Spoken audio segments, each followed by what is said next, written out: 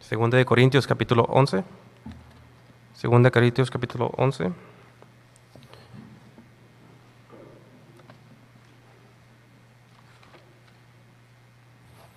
Qué bendición ver a los niños juntos en el servicio con nosotros. Se ponen de pie, por favor, a la lectura de la palabra de Dios. Segunda de Corintios capítulo 11. El texto que estaremos viendo esta tarde es el versículo del 1 al 4. Segunda de Corintios 11, versículo 1, dice: ojalá me toleráis un poco de locura. Sí, toleradme, porque os celo con celo de Dios, pues os he desposado con un solo esposo, para presentaros como una virgen pura a Cristo. Pero temo que como la serpiente con astucia engañó a Eva, vuestros sentidos sean de alguna manera extraviados de la sincera fidelidad de Cristo. Porque si viene alguno predicando a otro Jesús que el que os hemos predicado, o si recibís otro espíritu que el que habéis recibido, u otro evangelio que el que habéis aceptado, bien lo toleráis. Vayamos al Señor en oración. Señor, gracias por tu palabra. Le pedimos, Señor, que esta tarde podemos juntos ver en el texto cómo debemos de tener un celo protector por el evangelio, por la sana doctrina, y cómo como iglesia debemos de llegar puros y santos al día de redención, al día de Jesucristo. Y a la vez cómo debemos de estar alertas, pues Satanás siempre está en su astucia tramando en contra de la iglesia. Ayúdenos a entender este texto por medio de tu Espíritu Santo. Haz al lado a este hombre, glorifícate a ti y a tu Hijo. En el nombre de Cristo, amén. Pueden tomar asiento. Si hay alguna palabra olvidada en el lenguaje como cristianos modernos, es la palabra celo. Ya no se escucha que los hombres tengan celo por Dios o por las cosas de Dios. Ya no se escucha que los cristianos tengan celo. El día de hoy vivimos en un cristianismo sin celo, con la llama apagada como una lámpara a media luz. Y los pocos cristianos que tienen celo por las cosas de Dios son llamados fanáticos o locos. Ahora, ciertamente la Biblia describe un celo fuerte que no proviene de Dios. El mismo apóstol Pablo, antes de ser convertido, perseguía a la iglesia con un celo que no proveía de Dios. Este es el celo que Pablo, según Romanos 10, llevó a muchos judíos, según la carne, al infierno. Pero también sabemos que en el pasado los hombres de Dios fueron comendados por su celo al honrar y obedecer al Señor. Aún en el mundo incrédulo se comendan por su celo. Lo vemos en el celo por los deportes, en el celo por los negocios, en los celos por la tecnología y el avance de ella. Lo vemos en el celo por conseguir una mejor educación. Lo vemos en las cosas temporales. Cuanto más un cristiano debería de tener celo por los asuntos de Dios. Y al día de hoy veremos el celo de Pablo por el Dios vivo y su iglesia. Y si están tomando apuntes, el título de la predicación es El celo del Padre por la novia. El celo del Padre por la novia.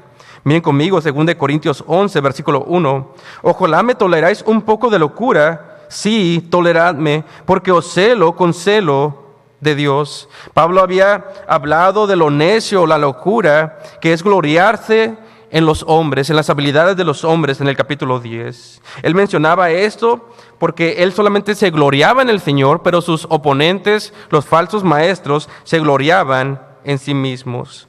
Tristemente, los corintios como iglesia estaban fascinados por estos falsos apóstoles, estaban fascinados en los que los hombres podían hacer, estaban fascinados en la forma de hablar de estos falsos maestros. Miren conmigo, pongan sus ojos en el versículo 5 y 6. Miren lo que dice Pablo, dice: y pienso que nada he sido inferior a aquellos grandes, o también traducido en aquellos super apóstoles, en referencia a los falsos maestros.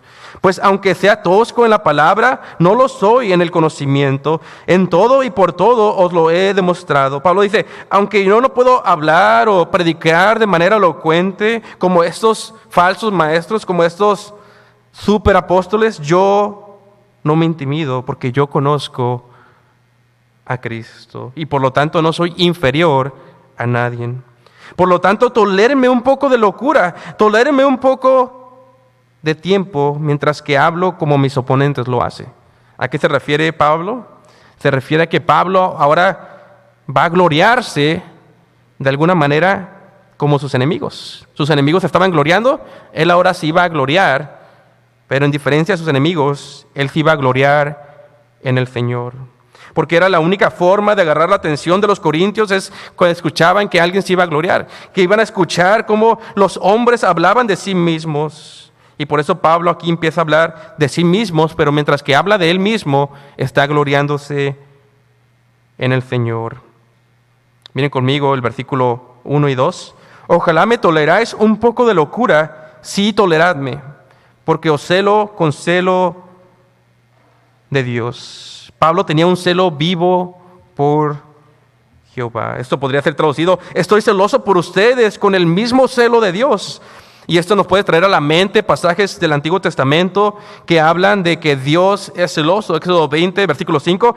No te inclinarás a ellas, ni las honrarás, hablando de las imágenes, porque yo soy Jehová, tu Dios, fuerte, celoso.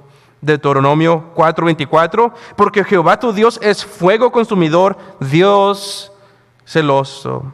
Y el mismo celo protector que Dios tiene por su pueblo, Pablo lo sentía como ministro del Evangelio por su iglesia. El hombre que celosamente perseguía a la iglesia no apagó su celo, sino que lo reenfocó cuando fue salvo para servir al Señor. ¿Cuánto celo tienes por Dios? ¿Cuánto celo tienes por la iglesia del Dios vivo? ¿Y hacia dónde enfocas tu celo? Escuchen cómo dice J.C. Ryle, un predicador del pasado. Dice: un hombre con celo en la religión es preeminentemente un hombre de una sola cosa. Él ve una sola cosa, le importa una sola cosa, está absorbido en una sola cosa: el agradar a Dios. Amados hermanos, si tienes celo, no lo apagues, solo enfócalo en los asuntos del Señor. El celo es como un fuego que fuera de control puede hacer mucho daño, pero el celo como el de Pablo se enfoca correctamente, puede ser de gran bendición para su iglesia. Miren conmigo el versículo 1. Ojalá me toleráis un poco de locura, sí, toleradme, porque os celo con celo de Dios. Vemos el celo de Moisés por el honor de Dios cuando los israelitas se habían apartado hacia la idolatría, y hace que los israelitas quemen su ídolo, que tiren las sobras al río y hacen que beban del agua con las sobras del ídolo en ellas. Vemos el celo de Elías cuando él solo confrontó a los profetas de Baal, pues él mismo dijo en Primera de Reyes 19:10: he sentido un vivo celo por Jehová, Dios de los ejércitos. El sacerdote Finés en el viejo pacto fue comendado por Dios en su celo cuando sacó una lanza y mató a todos los israelitas fornicarios. El salmista dice, Salmo 69, versículo 9: porque me consumió el celo de tu casa. Cristo mismo sacó un látigo cuando sintió celo por la casa de oración al ver a los ladrones convertirla en un negocio. Y los cristianos en el Nuevo Testamento somos llamados a tener celo por Dios. Romanos 12, versículo 10: amaos los unos a los otros con amor fraternal en cuanto a honra, prefiriéndonos los unos a los otros en lo que requiere diligencia, no perezosos, fervientes o celosos en espíritu, sirviendo al Señor. ¿Qué es el celo bíblico? Es un espíritu ferviente, singularmente enfocado en solo agradar a Dios conforme a su palabra. Un espíritu ferviente, singularmente enfocado en agradar a Dios conforme a su palabra. ¿Cuánto celo tienes por la casa de Dios? ¿Has sentido un vivo celo por Jehová de los ejércitos? ¿Has sentido el celo de Moisés, de Elías o de Pablo? Verdaderamente creo que la condición en la cual se encuentra la iglesia moderna es por falta de hombres con celos por defender la sana doctrina. El problema es que los enemigos de Dios Tienen más celos que los hombres de Dios dentro de la iglesia. Jesús mismo habló de lo que hacían los fariseos para convertir a alguien a su falsa religión. Ellos viajaban por mar y tierra para llevarlos al mismo infierno. Los mormones, los testigos de Jehová hacen lo mismo. Su celo es singular, increíble. Se mueven mar y tierra para ser un discípulo del mismo infierno.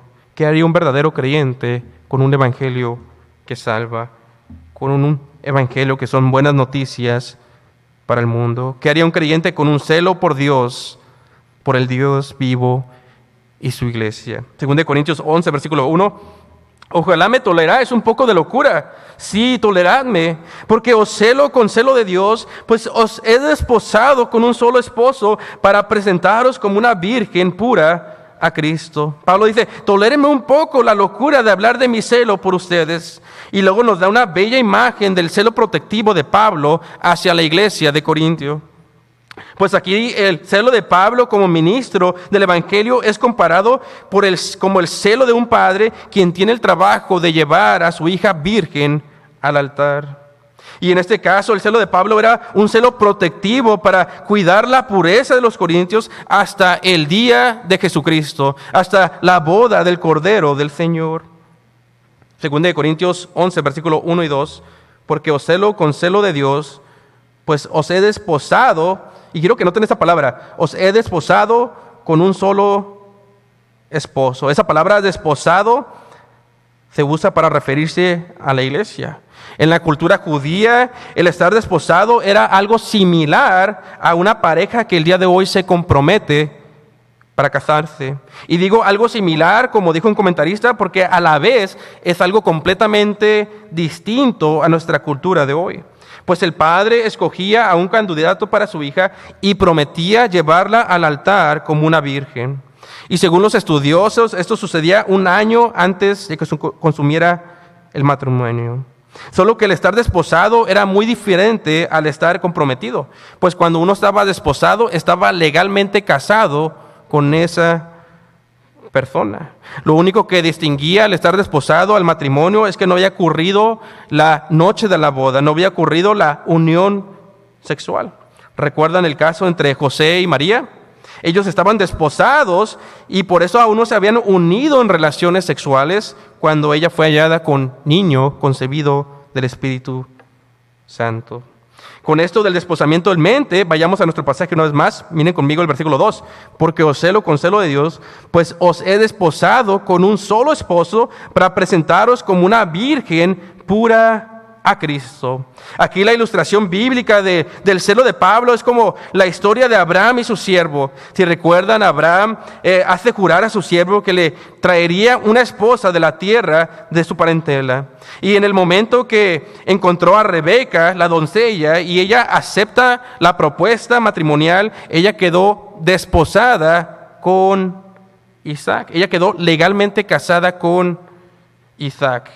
Y aunque ya mencioné, todavía no se consumía el matrimonio, ya estaban legalmente unidos. Y durante este tiempo era el trabajo del padre, y en este caso del siervo, llevar a la virgen hasta el altar segura. Y lo que está diciendo Pablo es esto: de la misma manera, en el momento que los corintios y nosotros, la iglesia, primero creímos en Cristo, fuimos desposados con Cristo. Es decir, nosotros ya estamos legalmente casados con Cristo y solamente esperamos el día de Jesucristo, el día de nuestra boda con Jesús. Guarden su lugar ahí y vayan conmigo a Apocalipsis 19. Guarden su lugar ahí y vayan conmigo a Apocalipsis 19.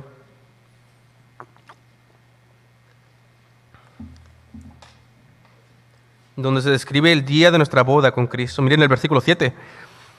Gocémonos y alegrémonos y démosle gloria, porque han llegado las bodas del Cordero y su esposa se ha preparado, hablando de la iglesia, y ella se le ha concedido que se vista de lino fino, limpio y resplandeciente, porque el lino fino es las acciones justas de los santos. La iglesia está vestida en la justicia de Cristo, en las bodas del Cordero. Miren conmigo el capítulo 21, versículo 2. Apocalipsis 21, versículo 2. Y yo, Juan, vi la santa ciudad, la nueva Jerusalén, descender del cielo de Dios, dispuesta como una esposa ataviada o arreglada para su marido. La iglesia, bellamente arreglada como el día de la boda, para que Jesús la reciba en la gloria. Con esto en mente, regresamos a nuestro pasaje, 2 Corintios 11, versículo 2.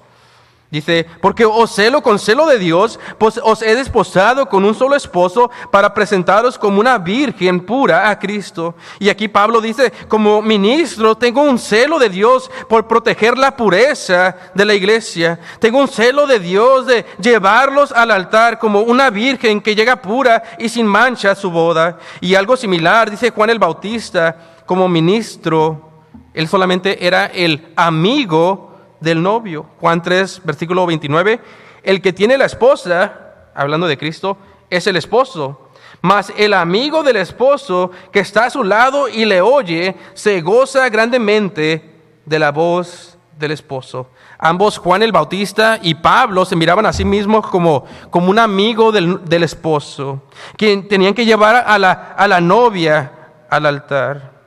Y ustedes y yo somos la novia que por primera vez vamos a conocer a nuestro esposo, como Rebeca cuando le he removido el velo en el día de la boda. Y en ese día van a querer estar sin mancha, van a querer estar puros y limpios de este mundo, pues lo veremos a Él cara y cara, tal como Él es. Ese será el día hermoso de Jesucristo, el día de las bodas del Cordero.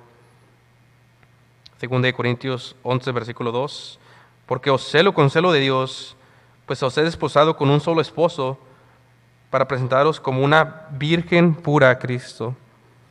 ¿Ven por qué Pablo tenía tanto celo por la iglesia? Aquí la virginidad y pureza son referencias a la doctrina de la iglesia. Es una referencia a la santidad de la iglesia. Es una referencia a una vida piadosa que debían de vivir todos los miembros de la iglesia. Es una referencia a que los corintios no se mancharan con la doctrina de los falsos maestros, que no se mancharan con el mundo, que no se mancharan con filosofías extrañas. Es una referencia para no fornicar espiritualmente. Escuchen cómo dice Dios a Israel en el Antiguo Testamento, Oseas 2, versículo 19, y te desposaré conmigo para siempre, te desposaré conmigo en justicia, juicio, benignidad y misericordia, y te desposaré conmigo en fidelidad, y conocerás a Jehová. La iglesia debe ser una novia sin mancha, sin arruga, pues Cristo, su marido, se ha entregado por ella en la cruz. Y Cristo busca enseñarle a su iglesia la pureza, la fidelidad, la justicia y su benignidad. Efesios 5, versículo 27, a fin de presentarla a sí mismo una iglesia gloriosa que no tuviese mancha, ni arruga, ni cosa semejante, sino que fuese santa y sin mancha. Y Pablo y todo cristiano debemos de tener un celo vivo por la pureza de la iglesia. Debemos tener un celo porque la iglesia se mantenga en la sana doctrina. Debemos de tener un celo porque la iglesia no se contamine con los falsos maestros. Debemos de tener un celo por un evangelismo bíblico que proclama solo a Cristo, su muerte, su sepultura y su resurrección. Debemos tener un celo vivo por vivir piadosamente. Debemos sentir un celo vivo por Jehová. Debemos de confrontar a los falsos profetas como Elías en el Monte Carmelo. Debemos de destruir todo argumento que se levanta en contra de la palabra de Dios.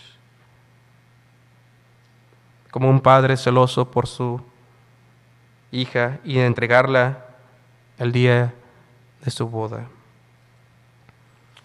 Hace unas semanas nuestro hermano Alex Jr. nos predicaba de Filipenses 1:9 y este es el propósito, nos predicó él, de la iglesia. Y estoy de acuerdo, Filipenses 1:9. Y esto pido en oración, dice Pablo, que vuestro amor abunde aún más y más en ciencia y en todo conocimiento, para que aprobéis lo mejor, a fin de que seáis sinceros e irrepresibles. ¿Para qué? Para el día de Cristo, el propósito de la iglesia, llenos de frutos de justicia que son por medio de Jesucristo, para gloria y alabanza de Dios. Este es el propósito de nuestra iglesia. Este es un versículo que debemos de agarrar y deberíamos de orar individualmente y tratar de aplicarlo a nuestra vida. Una vida santa, una vida piadosa que agrade a nuestro Señor. ¿Por qué tanto celo, Pablo? ¿Por qué estabas tan preocupado por la condición de la iglesia si ya eran salvos? Miren conmigo el versículo 3, 2 Corintios 11, versículo 3. Pero temo que como la serpiente con su astucia engañó a Eva, vuestros sentidos sean de alguna manera extraviados de la sincera fidelidad a Cristo. Una grande preocupación del apóstol Pablo era que los corintios fueran engañados por los falsos maestros. Y aquí Pablo hace una alusión a Génesis y nos apunta a cómo la serpiente con astucia ha tratado de destruir la obra de Dios desde el principio, desde el comienzo, cuando engañó a Eva y Adán rompió su pacto con Dios. Y sabemos que esta serpiente de Génesis estaba siendo influenciada por el mismo Satanás. El día de hoy hay mucha discusión teológica sobre si Satanás está atado o no. Una cosa es clara, atado o no, él sigue siendo un peligro eminente para la iglesia. Pablo veía a Satanás y sus demonios como un peligro muy real que podía desviar la iglesia en Corintio que él mismo plantó. Y este peligro era preocupante para Pablo y debe ser preocupante para nuestra iglesia también. 2 Corintios 11, versículo 3. Pero temo que como la serpiente con astucia engañó a Eva, vuestros sentidos sean de alguna manera extraviados de la sincera fidelidad a Cristo. Y esto nos debería traer ciertas preguntas. ¿Quién es Satanás? ¿Y quiénes son estos demonios que están tan poderosos que pueden desviar a una iglesia que un apóstol plantó? Parafraseando lo siguiente de la teología sistemática de Grudem, dice: los demonios son seres espirituales, son ángeles que una vez servían a Dios, pero se rebelaron. Estos ángeles caídos son seres inteligentes con un sentido de moralidad, pero que no tienen cuerpos físicos. En Génesis 1 vemos que Dios declaró a estos ángeles junto con el resto de la creación como bueno y bueno en gran manera. Pero entre Génesis 1 y Génesis 3, cuando aparece la serpiente astuta, vemos que ella quiere desviar la fidelidad de Eva y de Adán y lo logra. Esto nos dice que entre Génesis 1 y Génesis 3 hubo una gran rebelión de ángeles que ahora conocemos como los demonios. Escuchen cómo el Nuevo Testamento habla sobre estos demonios y su rebelión en contra de Dios. Segunda de Pedro 2, versículo 4. Porque si Dios no perdonó a los ángeles que pecaron, sino que arrojándolos al infierno, los entregó a prisiones de oscuridad para ser reservados al juicio. Hubo unos ángeles que pecaron. Judas 6. Y a los ángeles que no guardaron su dignidad, sino que abandonaron su propia morada, los ha guardado bajo oscuridad en prisiones eternas para el juicio del gran día. Y en las Escrituras vemos que estos ángeles caídos, estos demonios, continuamente quieren destruir la obra de Dios. Y la obra primordial de Dios en este mundo, el día de hoy, es la iglesia.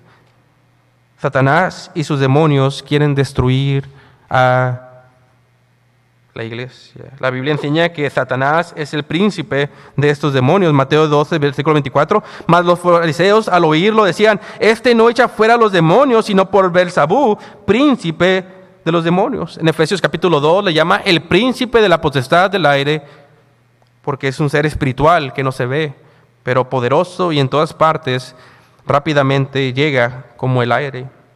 Y las Escrituras enseñan que Satanás es llamado la serpiente antigua por su astucia maligna, como lo hemos descrito en Génesis 3, Apocalipsis 12, versículo 9. La serpiente antigua que se llama Diablo y Satanás, el cual engaña al mundo entero, fue arrojada a la tierra y sus ángeles fueron arrojados con él. Nuestro pasaje, 2 Corintios 11, versículo 3.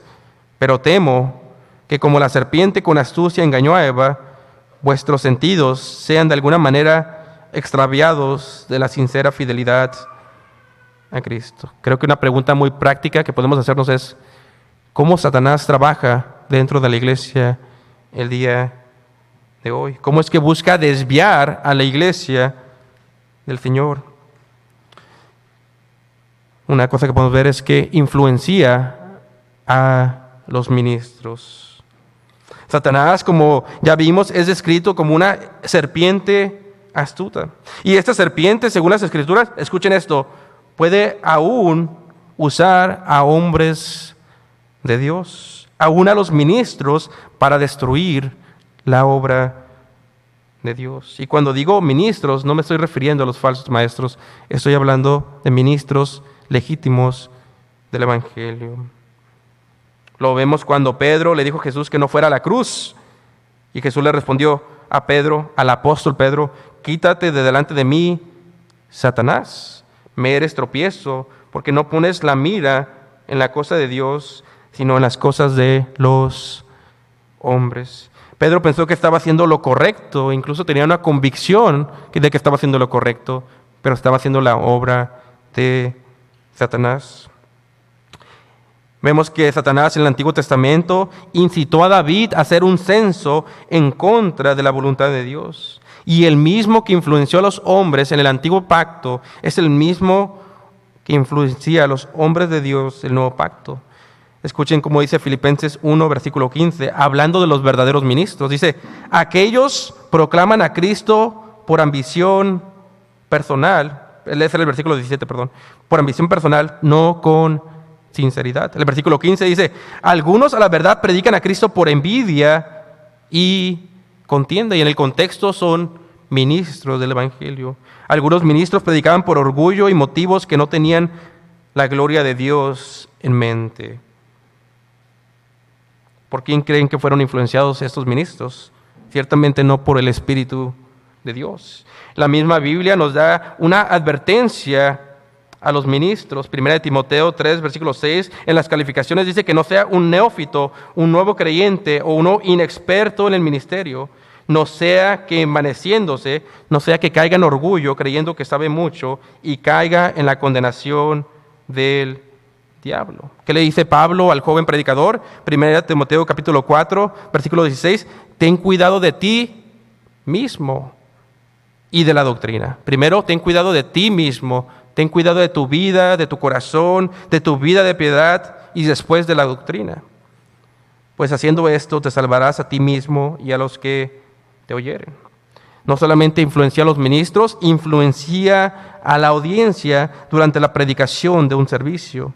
Cuando el hombre de Dios está predicando el Evangelio y la luz sale, también los demonios están trabajando. 2 Corintios capítulo 4, versículo 4, en los cuales el Dios de este siglo cegó el entendimiento de los incrédulos para que no les resplandezca la luz del Evangelio, de la gloria de Cristo, la cual es la imagen de Dios. Mientras que la predicación sale, los hombres y mujeres inconversas quieren mantenerse en la esclavitud al pecado por los demonios. Juan 3, versículo 19, y esta es la condenación, que la luz vino al mundo y los hombres amaron más las tinieblas que la luz porque sus obras eran malas. No dudo que haya gente aquí que es esclava del pecado y no quieren venir a la verdad de Dios, y no dudo que haya actividad demoníaca en esas situaciones.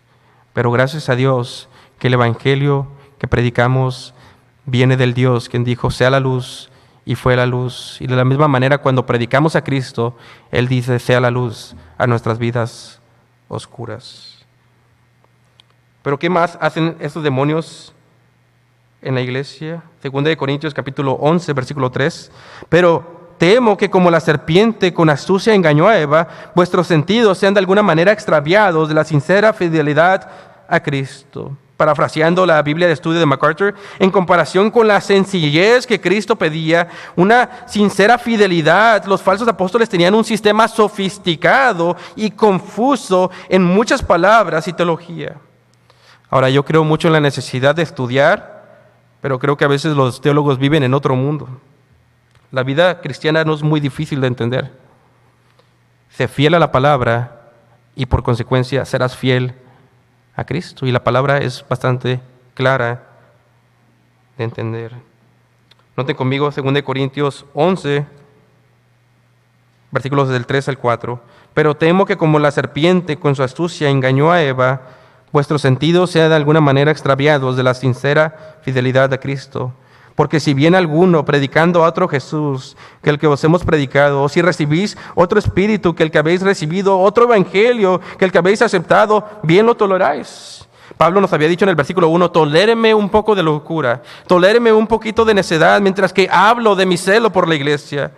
¿Por qué dijo esto? Porque los corintios no toleraban a Pablo, pero toleraban la falsa doctrina. Y en vez de escuchar a Pablo, ellos estaban escuchando a los falsos maestros. Miren conmigo el versículo 13. Porque estos son falsos, ¿qué? Apóstoles, obreros fraudulentos, que se disfrazan como apóstoles de Cristo. En este contexto de Corintios, los falsos maestros están predicando otro evangelio, están predicando otro Espíritu Santo, están predicando a otro Jesús, y esa era la obra maestra de Satanás dentro de la iglesia de Corintio. Segunda de Corintios 11, versículo 14. Y no es maravilla, porque el mismo Satanás se disfraza como ángel de luz. Así que no es extraño si también sus ministros se disfrazan como ministros de justicia, cuyo fin será conforme a sus obras. Los corintios estaban en grande peligro de desviarse del evangelio de Cristo. Los corintios estaban en peligro de perder su pureza en el evangelio.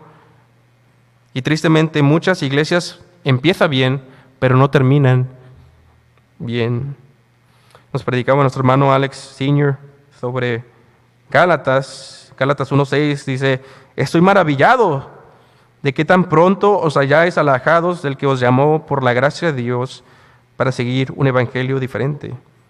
Una iglesia recién convertida, una iglesia que recién se apartó. Gálatas 3, versículo 1. Oh, Gálatas insensatos, ¿quién os fascinó para no obedecer a la verdad? A vosotros, ante cuyos ojos Jesucristo fue ya presentado claramente en vosotros como crucificado. ¿Quién los ha embrujado? La respuesta: la serpiente astuta, Satanás.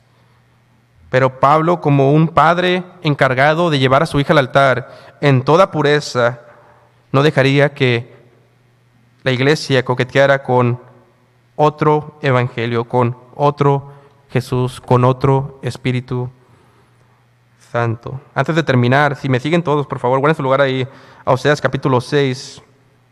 Oseas capítulo 6.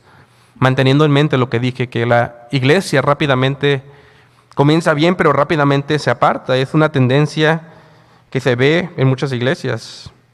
Puedes comenzar con buenos fundamentos, pero la idea es llegar hasta el día de Jesucristo. Oseas capítulo 6, versículo 1, hablando de Israel y cómo se apartaba continuamente. Dice el versículo 1, venid y volvamos a Jehová, porque Él arrebató y nos curará, hirió y nos vendará. Aquí vemos las bendiciones de regresar después de ser infiel como congregación, aquí aplicado desde Israel. Versículo 2, nos dará vida después de 2 días, en el tercer día nos resultará y viviremos delante de Él. Será una bendición. Después de unos días vendría la reconciliación si Israel se apartaba de su idolatría. Noten el versículo 3, y conoceremos y proseguiremos a conocer a Jehová como el alba está dispuesta a su salida, y vendrá a nosotros como la lluvia tardía y temprana a la tierra. Si regresaba a Dios, Israel sería como un día nuevo, como un día cuando está amaneciendo, un nuevo comienzo. Sería como la lluvia que refresca a la tierra. Pero noten el versículo 4, hablando de Israel. Eso es de Dios, la fidelidad de Dios. Noten el versículo 4, hablando de la fidelidad de Israel. Dice, ¿qué haré a ti, Efraín? ¿Qué haré a ti, oh Judá? La piedad vuestra es como la nube de la mañana y como el rocío de la madrugada que se desvanece. Dios es fiel, pero Israel era fiel por un breve tiempo y después se apartaba. Versículo 5, por esta causa los corté por medio de los profetas, con las palabras de mi boca los maté, y tus juicios serán como la luz que sale, porque misericordia quiero y no sacrificio, y conocimiento de Dios más que holocaustos. Dice, no quiero una vida de hipocresía religiosa, quiero una vida de fidelidad al pacto. Quiero misericordia, quiero que caminen fieles a mí en todo tiempo. Noten el versículo 7, un versículo muy interesante. Mas ellos, cual Adán, traspasaron el pacto. Hablando del primer hombre, hay unas diferentes interpretaciones, pero parece ser más plausible que está hablando del primer hombre, Adán, quien traspasó el pacto. Pero en Génesis no se menciona ningún pacto. Está hablando de cómo la primera pareja se desvió rápidamente en el huerto del Edén. Así Israel rápidamente se desvían. Dice, no seas como Adán, quien fue engañada su esposa y después él pecó en contra de Dios. Dios nos ayude como iglesia a mantenernos fiel y en toda pureza hasta el día de Jesucristo. Y esto solamente lo lograremos si como Pablo, como el amigo del novio, celosamente cuidamos nuestras vidas y celosamente cuidamos cualquier contaminación de la iglesia local. Pablo tenía la misión de llevar como un padre a su hija virgen pura al altar para el día de Jesucristo. 2 Corintios 11, versículo 2, porque os celo con celo de Dios, pues os he desposado con un solo esposo para presentaros como una virgen pura a Cristo. Vamos a orar. Señor, te damos gracias, Señor, por tu palabra. Gracias, Señor, por hablarnos de tu deseo para que la iglesia esté sin mancha, limpia, y que se mantenga fiel. Que no se manche, Señor, por las astucias y artimañas de Satanás. Que recuerde que estamos en una guerra espiritual y que todos somos propensos a desviarnos, sino que tenemos que regresar, mantenernos firmes en el Evangelio de Cristo para llegar sin mancha a nuestra boda con Cristo. Bendice tu palabra en el nombre de Jesús.